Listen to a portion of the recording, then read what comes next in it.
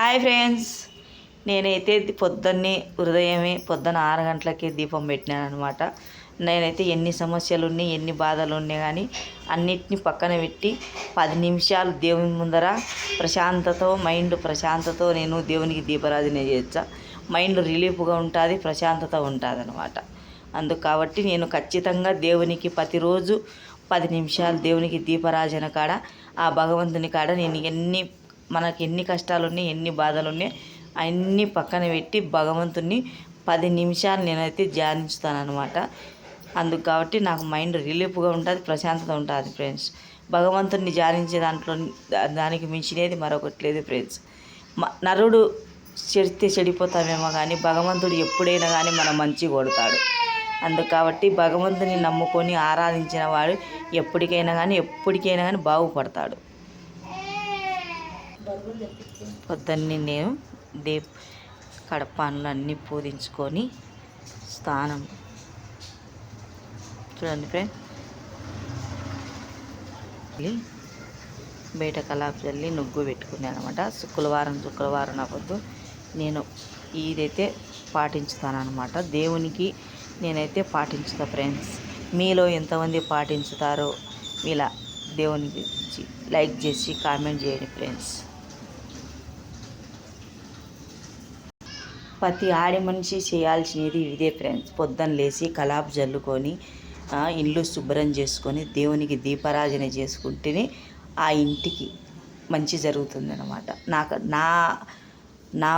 నా ఆలోచన అది ఫ్రెండ్స్. నేనైతే అలాగనే చేస్తాను.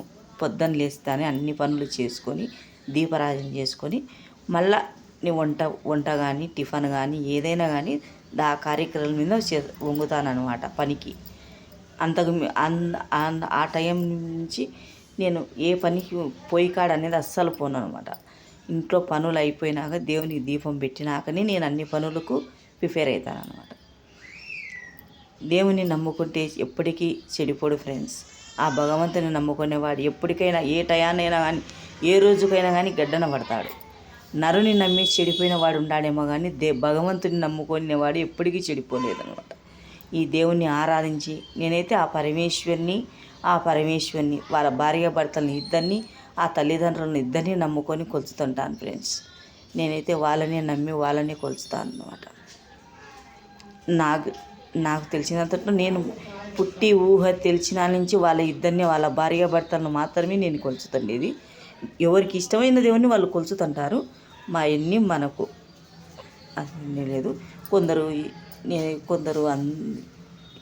ఎవరినంటే వాళ్ళని కొలుచుకుంటుంటారు. ఒకరు సుబ్రహ్మణ్య స్వామిని కొలుస్తారు, ఒకరు ఈనాకమయ్య స్వామిని కొలుస్తారు, ఒకరు ఆంజనేయ స్వామిని కొలుస్తారు. ఎవరి మనస్పర్ధం పట్టించి వాళ్ళు కొలుచుకుంటుంటారు. కానీ ప్రతిరోజు పొద్దున్నే లేచి దేవుని కాడ మీరైతే ఏదైనా కానీ ఏ పని కానీ జాబ్లో కానీ ఏదైనా కానీ పనిలో కానీ ఏదైనా కానీ మీరు అట్లా పోయినప్పుడు మైండ్ మనిషికి బాగలేనప్పుడు, మనిషికి రిలీఫ్గా లేనప్పుడు భగవంతుని పొద్దున్నే లేచి స్నానం చేసి భగవంతుని ముందర 10 నిమిషాలు కూకోండి. మైండ్ రిలీఫ్గా వచ్చేది, మనకు ప్రశాంతత వచ్చేది, ఆరోగ్యం మనం బాగుంటుంది ఫ్రెండ్స్. Bye friends.